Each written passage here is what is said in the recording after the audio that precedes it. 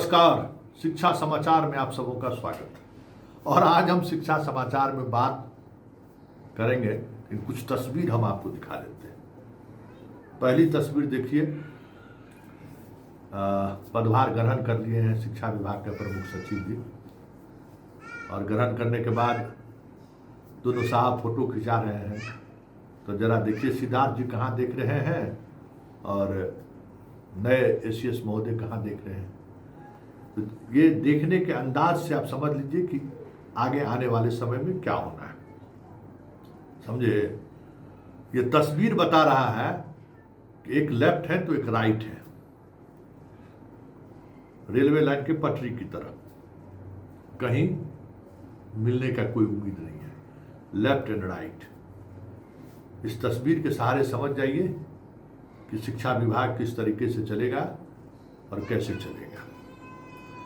दूसरी तस्वीर देख लीजिए, साहब का बोर्ड पर अभी हाथे से लिखा हुआ, कागजे पर लिखा हुआ चल रहा है। कभी ऐसा हुआ था क्या?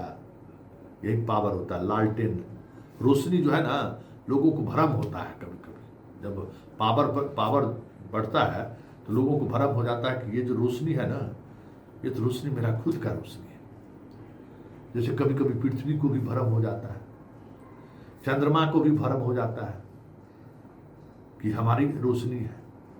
और जब चंद्र ग्रहण लगता है, सूर्य ग्रहण लगता है, तो दोनों को औकात समझ में आ जाता है कि रोशनी किसके कहाँ से हमें मिल रहा है।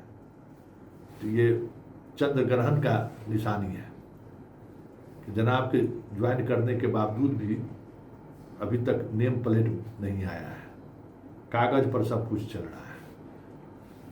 मतलब आप जो सोचते हैं कि ये जो लाइट है ना, ये जो प्रकाश है, वो हमारा खुद का है, नहीं। एक सत्ता है जिसके चारों तरफ सब कुछ घूमता है, और घूमने वाले ग्रह को जब कभी भी भ्रम होता है ना, तो इसी तरीके से चंद्र ग्रहण लग जाता है। चलिए अब हम शुरुआत शिक्षा समाचार की करते हैं। नए एसीएस पदभार ग्रहण कर लिए हैं और कल 11 बजे अब शिक्षा विभाग का जो पहले सूत्रों के हवाले से जो खबर चलता था ना, अब वो खबरें संतोष सिंह के हवाले से चलेगा। इसी तरीके से कल 11 बजे शिक्षा विभाग के तमाम अधिकारियों के साथ एसीएस महोदय बैठक करेंगे। उन तमाम विषयों की समीक्षा होगी जो के पाठक और सिद्धार्थ बाबू करके गए हैं। क्योंकि हम कहें ना कि एगो अलगे मिजाज के पदाधिकारी हैं, तो आप सोच लीजिए कि क्या होगा। और मुख्यमंत्री का आदेश का अनुपालन होगा, ये तय मानिए, क्योंकि इस मामले में ये बहुत ही क्लियर कट इनका ऑब्जर्वेशन रहा है इनके पूरे सर्विस काल के दौरान। इनको एक पटना डीएम के रूप में भी हमने देखा है, पटना कमिश्नर के रूप में भी देखा है। उस समय हम जिला प्रशासन देखते थे, तो उस दौर में इनका जो कामकाज का शैली था वो आज भी है। पत्रकार हैं तो चाय पीने आइए, बात करिए, चाय पीजिए। आप तो पुराने आदमी हैं, खबर के मामले में बात मत करिए।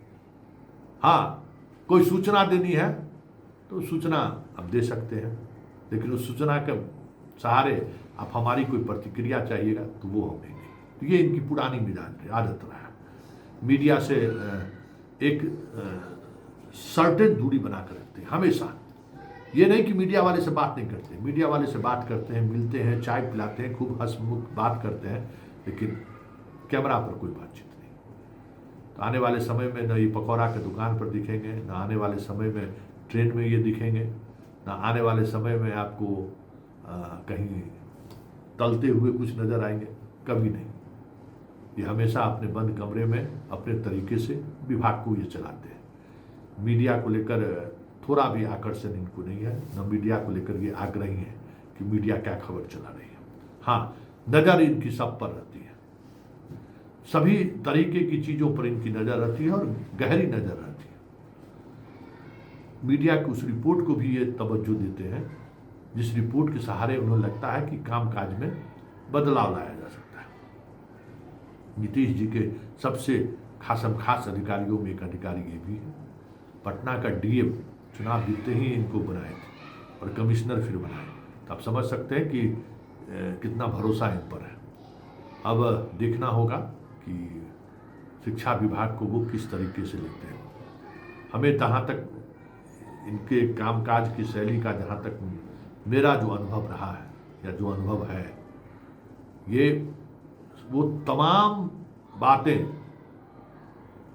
स्वीकार करेंगे जो नियम संगत होगा और मुख्यमंत्री का आदेश होगा। तो कल की इस बैठक पर हमारी भी नज़र है। आप कल की इस बैठक में क्या खास हुआ इंतज़ार कीजिएगा, क्योंकि अब खबर टाइम्स ऑफ स्वराज पे ही मिलेगा। जितने वीर बालक सब, क्योंकि के पाठक का भी खबर टाइम्स ऑफ स्वराज पर मिलता था। कुछ दिनों के लिए सिद्धार्थ से भी खबर टाइम्स ऑफ स्वराज के माध्यम से मिलने लगा था, लेकिन फिर बात बिगड़ गई। तो खबर अब यही मिलेगा कि शिक्षा विभाग में क्या चल रहा है। अब यही, अब कोई जाके जो है ट्यू नहीं कर लेगा।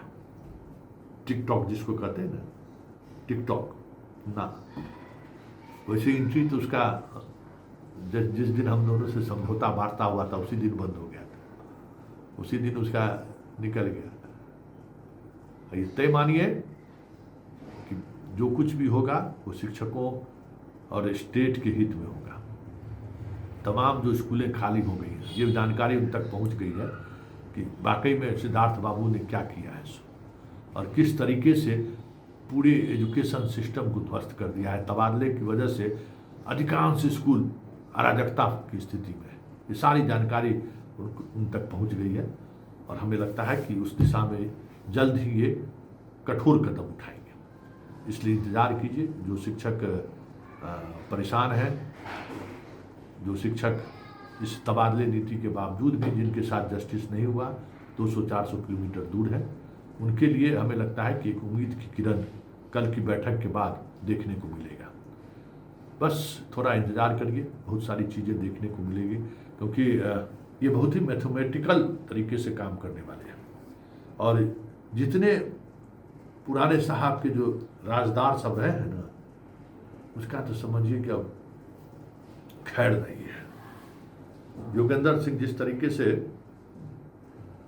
अंततः लड़ते लड़ते विभाग से छोड़कर चले गए, कुछ उस तरीके की स्थिति तो नहीं होगी, लेकिन अधिकांश जो फाइल मूवमेंट को लेकर जो नए नए आदेश जबरन थोपते रहे थे पुराने साहब, वो कल के बाद अब कुछ दिखाई नहीं देगा। सब कुछ सिस्टमेटिक तरीके से चलेगा। ये तय मानिए कि यहाँ किसी की दाल गलने वाली नहीं है, क्योंकि समान प्रशासन है। सारे डीएम कमिश्नर से लेकर सबका ट्रांसफर पोस्टिंग का फाइल यहीं से मूवमेंट होता है।